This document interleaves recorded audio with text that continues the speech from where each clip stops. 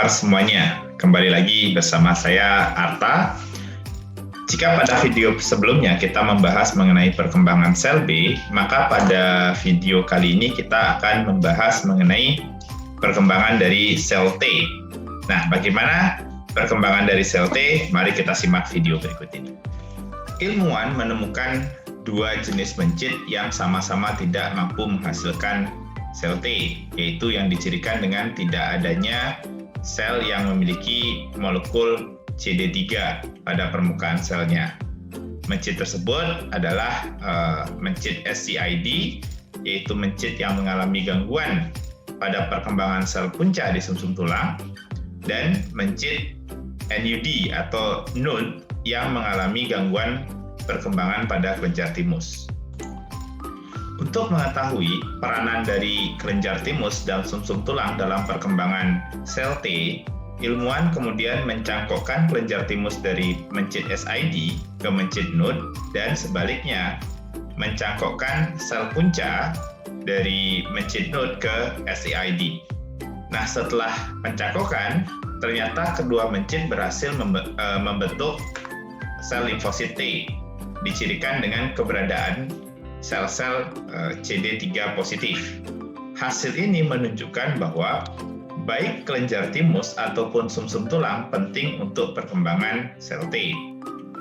Sel punca dari sel T itu berasal dari sumsum tulang dan kemudian bermigrasi ke kelenjar timus. Nah, di kelenjar timus, sel punca itu akan mengalami penyusunan ulang gen-gen reseptor sel T sehingga nanti diperoleh sel T yang memiliki reseptor sel T di permukaan selnya. Sel T yang telah berhasil memiliki reseptor di permukaan sel akan mengalami dua proses seleksi.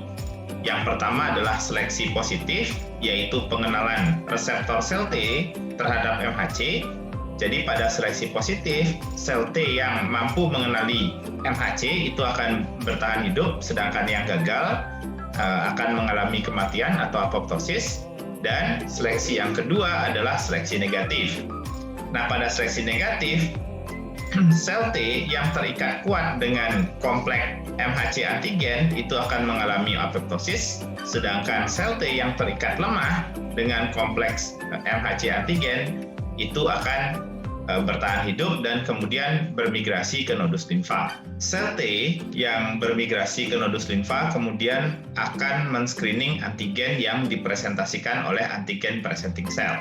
Jika sel T mampu mengenali kompleks MHC antigen yang dipresentasikan oleh sel APC, maka selanjutnya sel T akan berkembang menjadi dua tipe sel.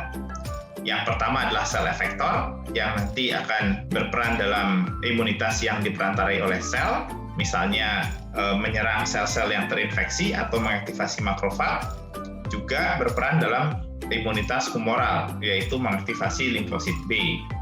Sel yang kedua adalah sel memori.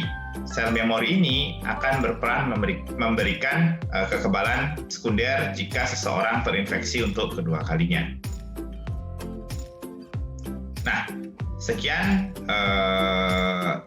secara ringkas perkembangan dari sel T. Untuk selanjutnya kita akan membahas tahapan-tahapan perkembangan dari sel T. Tunggu pada video berikutnya. Terima kasih.